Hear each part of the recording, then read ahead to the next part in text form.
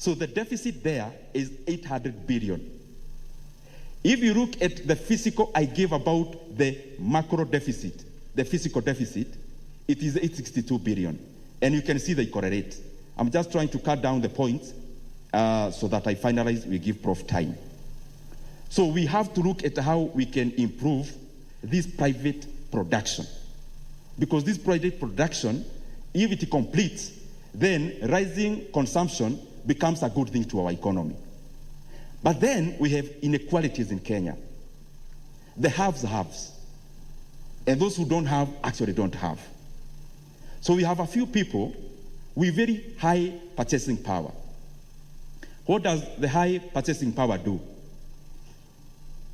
High purchasing power comes with refined preferences. These refined preferences, some cannot be found within. And I'm sure most of us here can relate.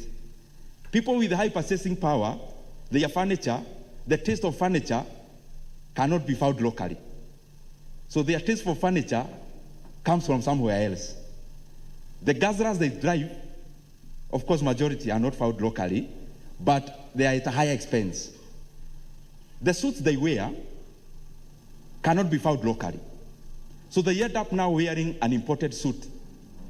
So this now refined tastes, again, adds into the load of imports. And therefore, if we span out this private production, I believe it solves many problems. It solves almost triple rent.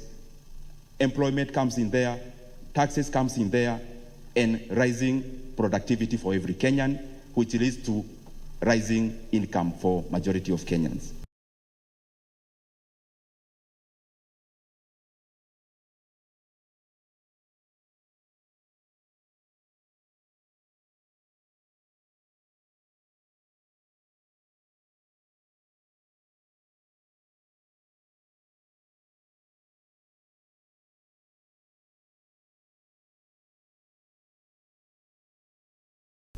As I come to the close, why do we do these supplementary budgets?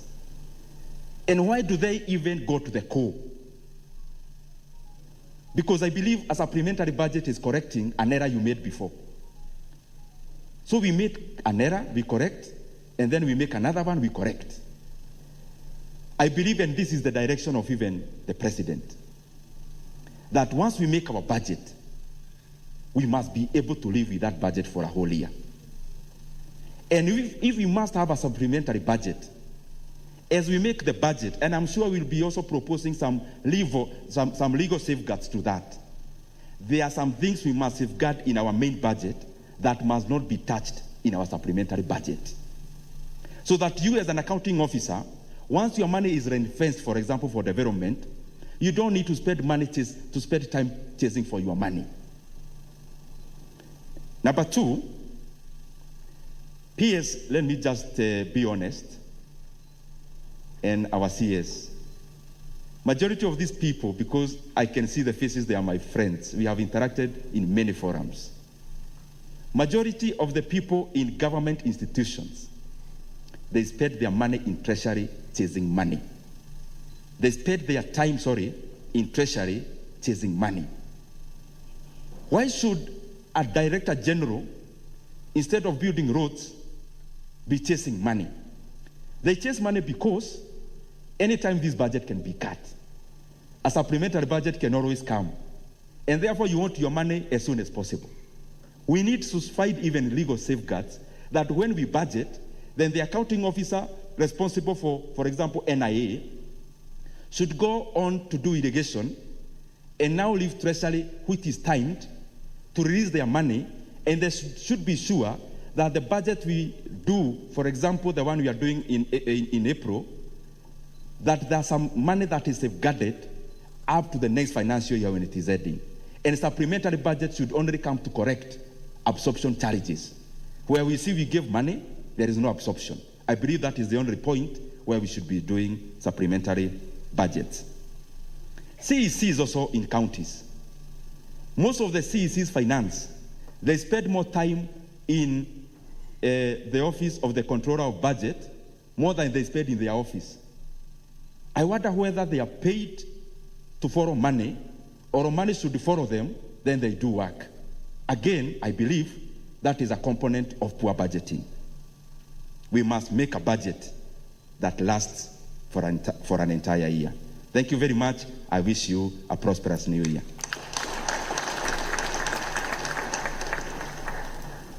Let's give the chairman another round of applause.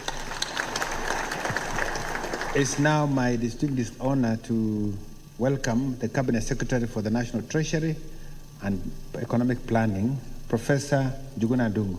Karibu, Waziri.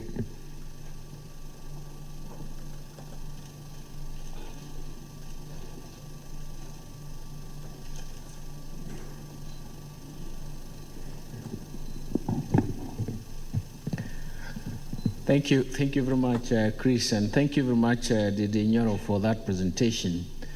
You know, it's always difficult when you follow up with someone who is taller than you. You're trying to bring yourself down. Let me say that I'm very happy to be here, our invited guest, the chairperson, Budget and Appropriations Committee of Parliament, Bwana Dede Nyoro. I'm very happy to speak after you because you preempt and make my work very easy in terms of what I'm going to say.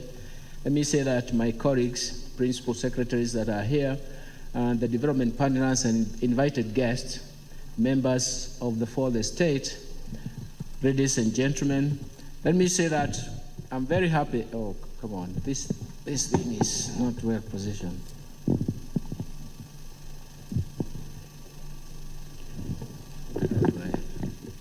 Do I speak standing? Okay, no problem. If it's okay, you can hear me? Okay. It is my pleasure to be here this morning, and especially to officiate on the opening of public sector hearings for the financial year 2023-2024, and the medium-term budget preparations. And the purpose of organizing this forum is to give all stakeholders an opportunity to interrogate the proposed sector budgets and give their inputs on planned government priorities as well as programs for the period. And I'm very happy that Dede Nyoro just put us through what we need to do. It's only that he also talked about supplementary budget that is coming up, but I think most of the time the supplementary budget comes in to cover the changing circumstances, especially economic environment, but also changing priorities of government. But that is in addition to what he has added, so we do believe that it comes in to help us to shape the reality in terms as we go along. But the most important thing is that the activity we are starting today, that is supposed to address market failures and even problems that arise, as well as institutional, should I say, shortcomings. So for us, it's very, very important that we get suggestions from the public and the Kenyans in terms of where we are going and how we deal with those challenges that are facing Kenyans from time to time, and especially in this planning cycle. I therefore wish to sincerely thank all the participants for finding time to attend to this event and make presentations as well as discussions, and I do hope a fair amount of effort and even positive discussions will take place, and we'll take that outcome very well and very positively so that we can actually implement the issues that we would like to have to implement. Let me briefly talk about public participation. And ladies and gentlemen, public participation in the budgeting process is an important requirement in our Constitution, but it's also important in diverse ways. First, it enables the stakeholders to engage in the planning process to identify their development needs and improve the process, and also propose homegrown solutions to address the challenges that I've seen, the challenges that may come in the future. In this respect, it means that it becomes an endogenous process of owning the process and also helping us actually to develop in terms of the endogenous constraints that we have. The second one is that it helps in promoting inclusivity in the budget-making process. And so it helps us to enhance a greater ownership and participation of Kenyans in subsequent program implementation, and even trying to account or even to question the process in future. Third, it allows harmonization of government interventions and also minimizes duplication of efforts and wastage of resources. Fourth, it enables the citizens to better appreciate the resource constraint, and I'm very happy that Mheshimiwa Dede Nyoro alluded to that, because if you don't understand the resource constraint, then it means that you cannot appropriately address the appropriate solutions. And also, for us, it is very, very important that it allows us to prioritize what programs can be taken at a particular time. And finally, it enhances the openness and transparency by providing a platform for receiving feedback from the public on the effectiveness of public spending, and that is a very, very important step towards accountability. Let me turn to economic outlook. Ladies and gentlemen, let me tell you that from the literature and all the things that I've read through, the outlook for 2023 is not looking very good. There are clear signals that it's going to be a tough year. But the global economy is one good example in terms of where we are going. Multiple factors are likely to come into play and affect the growth prospects across the globe. For instance, if the Russia-Ukrainian conflict continues, it means that the global supply chains will continue to be disrupted. It also means that those supply disruptions are likely to affect the relative price structures in most of the economies, and so inflation, but also is going to affect incomes from the exporters that depend on that region. So in a sense, we have to be prepared for some binding constraints that will be coming up. Indeed, some parts of the world are already in economic crisis. Low-income countries have been hit hard by the supply disruptions, the signaling in terms of debt. Actually, Dede Nyoro even tried to show the computation of what happens to external debt when the exchange rate itself depreciates. The surges in food prices and even commodity prices, and the devastating effects of climate change. And this is coming at the time when we also have limited access to foreign finance and even foreign capital markets.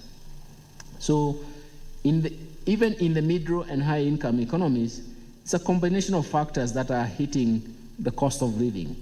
We have witnessed in Kenya, for example, that food security and climate change has produced a severe crisis that has compounded the supply disruptions.